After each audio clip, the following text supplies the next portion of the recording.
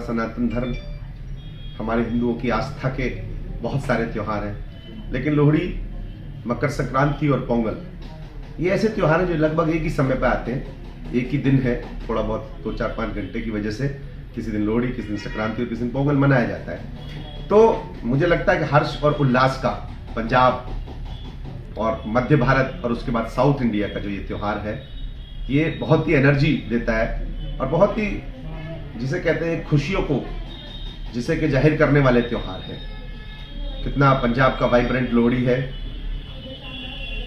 कितना हमारे देश में उत्तर से लेकर कश्मीर से लेकर कन्याकुमारी तक हमारे अलग अलग त्यौहार जो है, नाम बेशक अलग हो लेकिन वो इसी हर्ष के साथ मनाए जाते हैं। मैं अपने पूरे क्षेत्रवासियों को, पूरे देशवासियों को तीनों त्योहारों की बहुत बहुत बधाई देता हूं और ईश्वर उनके जीवन में और प्रकाश लाए, उनके जीवन में और उन्नति लाए, ताकि वो इस देश की मुख्य धारा में और अधिक अपना सहयोग करके, जैसा कि बताया, मोदी महीने के तीसरे नंबर की अर्थव्यवस्था बनाने जा रहे हैं। और मुझे इसमें कोई कोताही नहीं है कहने में कि वो समय दूर नहीं जब हर बच्चा, हर नौजवान और हर देश का नागरिक जब इसमें सहयोग करेगा तो देश की हम विश्व की हम पहली अर्थव्यवस्था भी 500 साल बाद एक बार फिर भव्य दिवाली का आयोजन साल में 2 बार होने जा रहा है। इसको लेकर क्या कुछ संदेश और क्या कुछ मैसेज? देखिए, भारतीय जनता पार्टी जिसके लिए जीती और जिसके लिए मरती है वो कार्य होने वाला है। श्री राम जी अपने टेंट से वापस घर में आएंगे,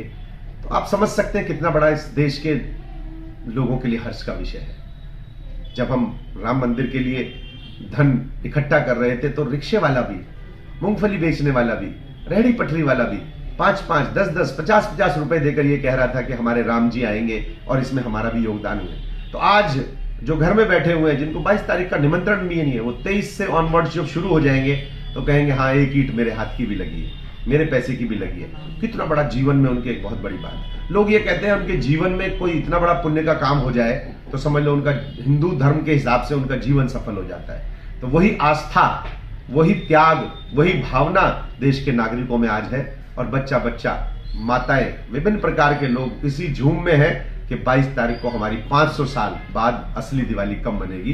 तो असली दिवाली मनाने के लिए सब तैयार हैं। घर घर अक्षत बांटे जा रहे हैं, घर घर लड़ियों की लगाने की तैयारी है। आप, मुझे लगता है कि राम जो जन्मभूमि का जो ये एक जीर्णोद्धार हो रहा है और एक नया जो मंदिर बन रहा है, मुझे नहीं लगता कोई घर ऐसा होगा जिसमें लड़ी नहीं लगाई जाएगी उस दिन। रामलीला अपने जिसे कहते हैं कि दीपावली के दिन छूट भी जाए, लेकिन इस दिन कोई नहीं छोड़ेगा। बहुत ही एक, जिसे कहते हैं कि बहुत ही, जिसे कहते हैं एक अलग ही आस्था का विषय है राम जी। और हमारे भगवान है, हमारे प्रेरणादायक है, हमारे, देखिए राम यूं ही नहीं बनते कोई, जब राम बन गए तो राम बन गए।